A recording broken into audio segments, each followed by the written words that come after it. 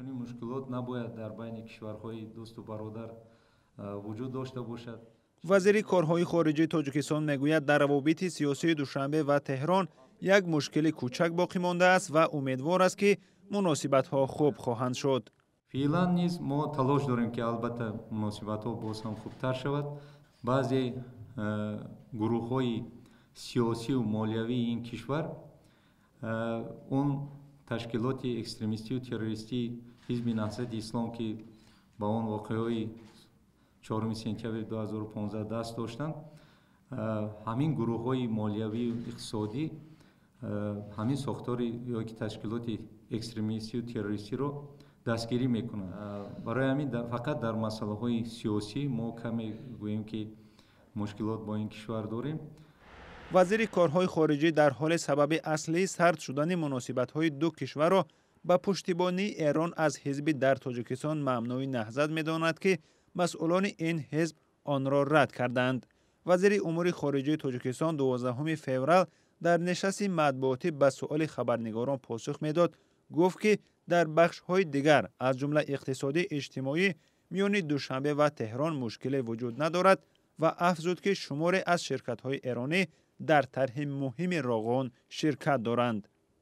اظهار نظر وزیر امور خارجه تاجیکستان در مورد روابط با ایران در حال صدا داد که رئیس جمهور امامعلی رحمان در پیام مردم ایران را به مناسبت 40مین سالگرد انقلاب اسلامی تهنیت گفته است. وزیر کارهای خارجه تاجیکستان همچنین در رابطه با وضع شمال افغانستان و سر و صداها درباره احتمال خطر از آن سوی مرز اظهار نظر کرد. به سؤال خبرنگاران که تا کجا وضعیت تشویش آور است و آیا احتمال بازگشتن مرزبانان روس وجود دارد گفت: وضعیت خیلی که میدونید در سرحد ما معتدل است. البته از اون طرف دهها گروه‌های گوییم که تروریستی هست، لیکن به این نگاه نکرده ما در رژیم معتدل سرحد خود حفظ کرده ایستادیم و یگان اون خیلی تغییراتی گوییم که فوری که از اون طرف ما حس کنیم که در اینجا باز هم مقدار تروریست‌ها زیادتر شدن، ما این گونه معلومات نداریم. وزیر کارهای خارجه همچنین گفت روزهای نزدیک جلسه کمیسیه بین دولتی تاجیکستان و قرقیزستان دایر می شود و این کمیسیه از این پس برای معین کنی مرز و علامتگذاری آن به فعالیت‌های عملی بیشتر کار می کند. ما الان این را بررسی کردیم با جانب قرقیزستان، به خصوص در ملاقات من با وزیر کارهای خارجه قرقیزستان در سمرقند 12 ینور، ما باوری دارم که